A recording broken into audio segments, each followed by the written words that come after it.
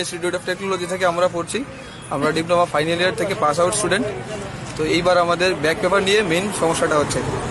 তো করোনার জন্য সমস্যাটা ওরা বলছে কলেজ থেকে, কলেজ ইনস্টিটিউট। কিন্তু আমাদের প্রবলেম হচ্ছে যে আমরা ব্যাক পেপার এক্সামের পর আমরা রেজাল্ট পাবো না। কিন্তু প্রতিবার এরকম সিস্টেম হয় না। After back paper exam counselling date fix হয়। তো এইবার ওরা এটা মানছে না। কি বলছে ওরা বলছে যে এবার হবে না, ব্যাক পেপার নিয়ে যারা আছে তারা অ্যাডমিশনে বসতে পারবে না, কাউন্সেলিং এর সিট পাবে না, এরকম কথা বলছে।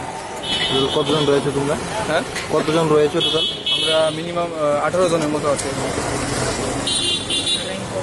আমরা র্যাঙ্ক হোল্ডার, আমরা ভালো মেরিট লিস্টে আছি। মেরিট লিস্টে আমাদের ভালো র্যাঙ্ক আছে। আমরা এক্সাম দিয়ে ভালো র্যাঙ্কিং আছে। এই বিষয়টা নাকি প্রিন্সিপালের সাথে কথা বলছো? প্রিন্সিপাল স্যার কোনো ভালো রেসপন্স দেয়নি। তারপর স্যার বলেছে যে যারা রেগুলার স্টুডেন্ট আছে তাদের নিয়ে তো সমস্যা করা যাবে না, তা আমাদেরকে কিছু ত্যাগ করতেই হবে। এখন তোমরা কি চাও?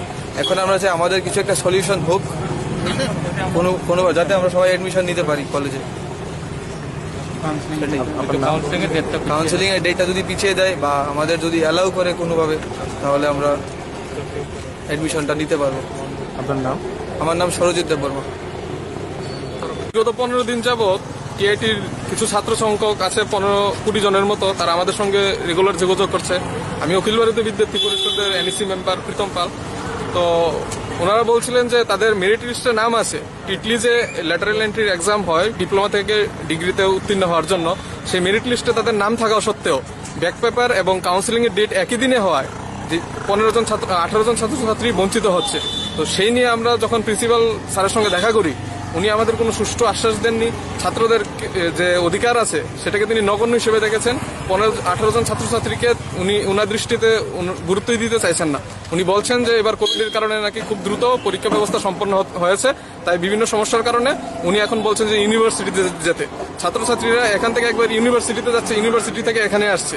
তো আমরা যেহেতু ছাত্রছাত্রী আন্দোলন করি, ছাত্রদের লড়াইয়ে আমরা পাশে থাকি, তাই আমরা ছাত্রদের আশ্বাস দেওয়ার জন্য আজকে এখানে এসেছি। আমরা বলেছি ছাত্রছাত্রীদের যতক্ষণ না তাদের দাবি পূরণ হবে আমরা তাদের সঙ্গে আছি।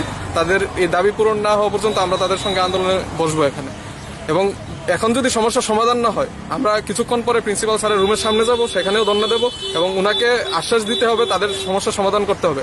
কারণ অখিল ভারতীয় বিদ্যার্থী পরিষদ ছাত্রছাত্রীদের সমস্যা থাকতে দেবে না, তাদের একটা সমাধান বের করিয়ে আনবে। তাতে আমরা প্রতিশ্রুতিবদ্ধ এবং দায়বদ্ধ, এবং সেই জন্য আমরা আজকে এখানে এসেছি। এই বিষয়টা নাকি আগে কি প্রিন্সিপালের সাথে কথা বলেছেন আপনারা? আগে ছাত্রছাত্রীরা কথা বলার চেষ্টা করেছেন।